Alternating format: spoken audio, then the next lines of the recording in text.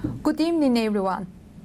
I would like to offer my congratulations to you for being selected for the first annual Turkish American Leadership Congress sponsored by TCA. I hope you enjoy it. This is an honor and opportunity for you.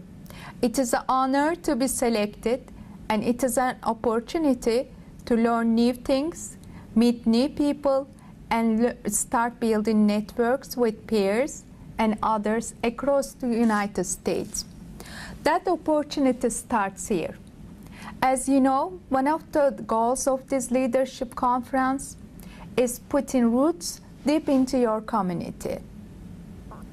To do that, you need to build communities and networks of people who know you, who respect you, and want to help you.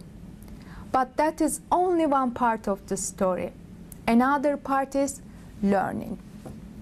You need to listen and learn and educate yourself as broadly as you can, because education underpins leadership. You cannot be a leader if you don't listen and learn before you act. And there is still another part: hard work. Hard work, hard work, and more hard work. There are very few successful people who did not work very hard to get to where they are. Let's not forget, the road to success is hard. Once you are there, you face new challenges to stay there. Let's just stop and define success. Success is not about making money or status. If you are the best high school teacher of chemistry in your district, you are a success. If you help struggling immigrants with their legal problems, you are a success. Success is being the best you can be at what you do. Our society sometimes values pretentious people, but success is about accomplishment and impact on others, not talk or being talked about. So build a network, educate yourself, work hard, develop your reputation and credibility. With energy and motivation, you can become success stories and role models for the Turkish American community and help make the community stronger, which is another goal of this conference. Interact with people, learn from them, and remember, your credibility, your reputation is based on your accomplishments, not how many Twitter followers you have and likes on your Facebook page, or what you say you plan to do tomorrow. What you have already done is what is important. How do I know this? Or why do I say this? Because this is the story of my life and the story of so many lives, young and older, that I have watched over many years. And despite technology and social media such as Twitter, Facebook, human interaction has not changed. Building your credibility, your reputation, and becoming an effective advocate is a face-to-face activity. You need FaceTime, not Facebook. As Lisa said, I'm a reporter. I report and comment on news from the White House to an audience in Turkey. I have to select and highlight key aspects of American domestic and international politics and make it accessible and understandable to people in Turkey. It sounds like a glamorous job. Sometimes it is. I go to Christmas parties at the White House. I go to reception for diplomats. I join presidential travels abroad with press corps and attend the White House Correspondent annual dinner and meet famous people. But most of days, it is hard work and it requires a lot of energy and it is very challenging. It is challenging for me because I grew up in one culture and I live in another. I have to straddle two cultures. I work in the culture I adopt, and I report back to culture I grew up in.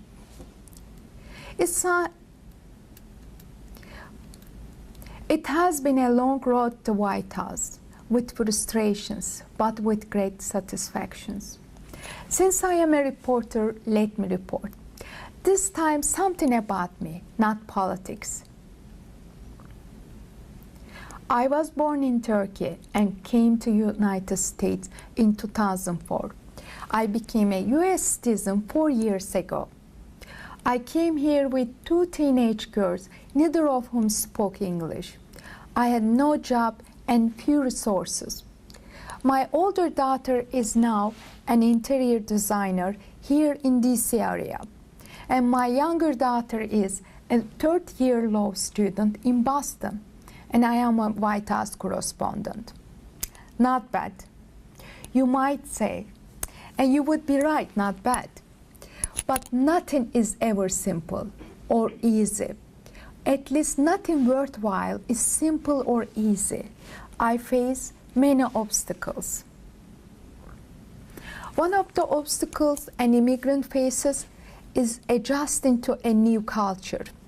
Let me give you an example, one that is a little embarrassing to report. It was my first encounter with Comcast. When I first arrived, I had to contact Comcast to install an internet connection in my home. It took about 3 weeks of phone calls to get this done. Obviously, there were language barriers. I remember the question of whether I need a router. Let me puzzle for days. What word was that? Router, router? What I didn't know at that time, of course, was that everyone has problems with Comcast customer service. I suppose even if President Obama called Comcast today, he would be put on hold for 30 minutes. It was also so difficult to deal with the administrators of the schools my daughters attended. So many new words, new concepts. Every step was hard, and I always thought it was my weakness. Now, knowing this society well, I see a bigger picture. It is hard for everyone. If you were born here, or you came here with parents many years ago, you have great advantages over new arrivals or over those that struggle greatly, like myself.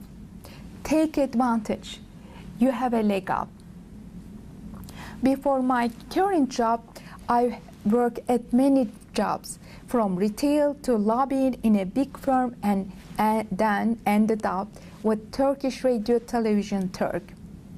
Long story short, I now work as the White House correspondent for TRT-TURK and have been for the past 5 years. I am the only Turkish journalist covering the daily briefings and conducting exclusive interviews at the White House. I am also the only Turkish journalist in the US who has a special pass called a hard pass, which allows me to enter the White House whenever I want, including evenings and weekends. It is called a hard pass, I assume, because it is very hard to get.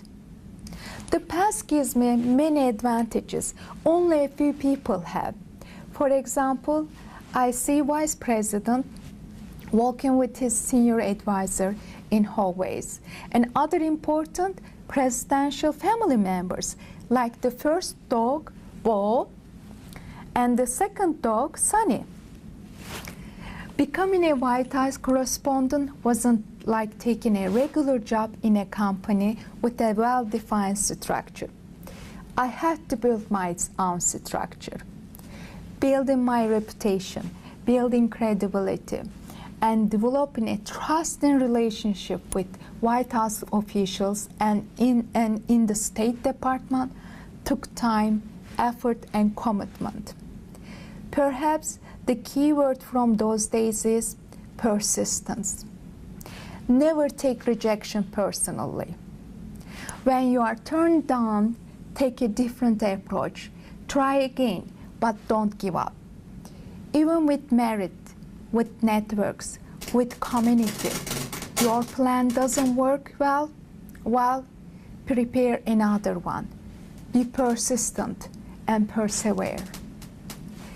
Being a Turkish journalist or a foreign journalist, it was a big challenge to get help from the US media or to get access to White House officials.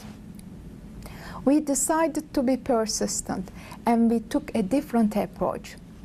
Together with a couple of foreign journalists, we set up the White House Foreign Press Pool Group. This helped us build our reputation and credibility with US media and White House officials. Then we were allowed to cover President Obama's Oval Office meetings alongside the US media and attend off-the-record meetings. When I was thinking about what to say tonight, I asked myself what I want you to remember 1 week, 1 month, 1 year later. So I decided to use an analogy for my life. I thought of something we see all the time. Can you guess what it is? You will probably be surprised to learn it is çınar ağacı, the plane tree. The plane tree is known for long life and spreading crown. Long life can be also described as a zest for life. The success of the plane tree lies in its many deep roots. The roots give it the food for the large spreading crown, which you could see as the tree reaching up. Its roots develop slowly and go far into the earth so it can survive hard times and live for centuries. Isn't that our goal for the Turkish American community? Deep, strong roots and a spreading crown into the society around us and long life. I saw one of the most magnificent plane trees near Bursa in northwestern Anatolia. It was more than 10 meters around the trunk and it is about 600 years old. Because of its long life and it is magnificent, the plane tree was a symbol for the Ottoman Empire. As a history lover, I felt so lucky to see this plane tree, which has stood witness for the past and will do so for the future. Like that tree in Bursa, our community must build a plane tree that is as strong or stronger than the trees around it. Our values, our heritage, our traditions, and our hopes must not be lost in the forest, but stand strong side by side with those of other very successful communities in America. So our job, your job, is to build this plane tree. That sounds a good idea, I know. A nice idea for panel discussion, maybe. But we all know that to strike your roots into the soil of the system is not easy. It takes time, effort, and energy to engage society and to show you are part of it, not an outsider. And trust me, it wasn't easy for me either. I was a single mother who moved to United States to finish her master's degree and start a career while taking care of 2 teenage daughters, at the same time trying to infiltrate the Washington system. But I think I have helped create one small root of our plane tree. If each of you can do the same, we will have our çınar ağacı, the tree of Bursa, here in United States. We must create a Turkish American tree in the US. You are each one of the roots to help this tree grow for centuries in the country. Thank you for your time. I hope you enjoy the rest of your evening.